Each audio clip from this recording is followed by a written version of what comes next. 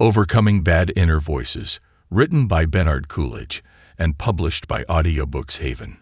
We don't often think about it, and may never discuss it with others at all, but pretty much everyone has voices in their heads.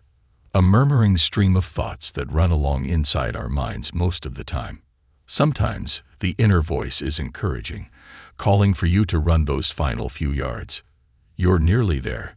Keep going. Keep going. Or urging you to calm down because you know it will all be okay in the end. But sometimes the inner voice is simply not very nice at all. It is defeatist and punitive, panic-ridden and humiliating. It doesn't represent anything like our best insights or most mature capacities. It's not the voice of our better nature. We find ourselves saying, "You disgust me. Things always go to shit with you," or "You useless little idiot." Where do inner voices come from? An inner voice always used to be an outer voice. We absorb the tone of others, the harassed or angry parent, the menacing threats of an elder sibling keen to put us down, the words of a schoolyard bully or a teacher who seemed impossible to please. We internalize the unhelpful voices because at certain key moments in the past, they sounded compelling. The authority figures repeated their messages over and over, until they got lodged in our own way of thinking.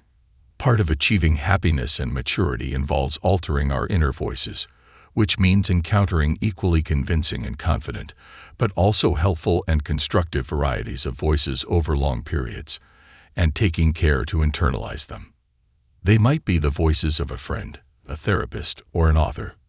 We need to hear them often enough and around tricky enough issues that they come to feel normal and natural responses, so that eventually they come to feel like things we are saying to ourselves.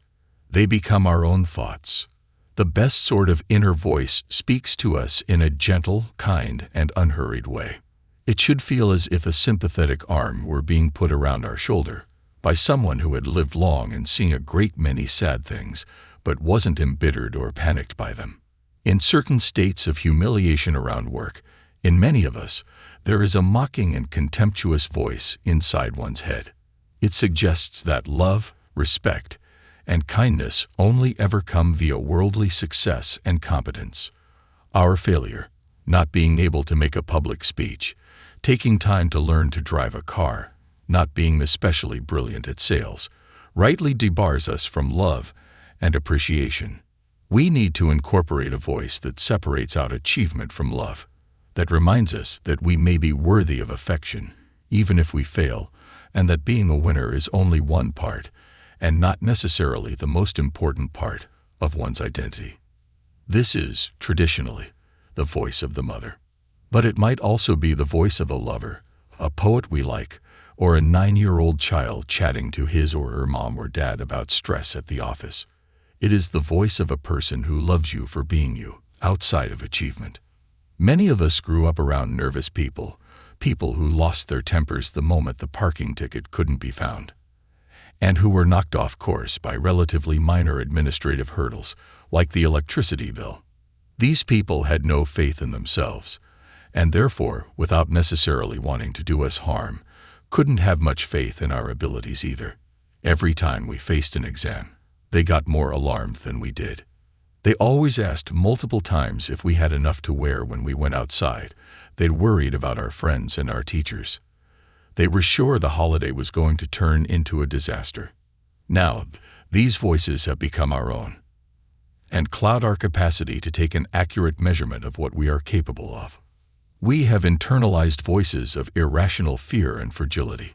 At such moments, we need an alternative voice that can pause our runaway fears and remind us of the strength we have latent within us, which the currents of panic have hidden from us. Our heads are large, cavernous spaces. They contain the voices of all the people we have ever known. We should learn to mute the unhelpful ones and focus on the voices we really need to guide us through the thickets of life. We humbly offer this voice as one of the more helpful ones you might take on board. Thanks for listening to this from Audiobooks Haven.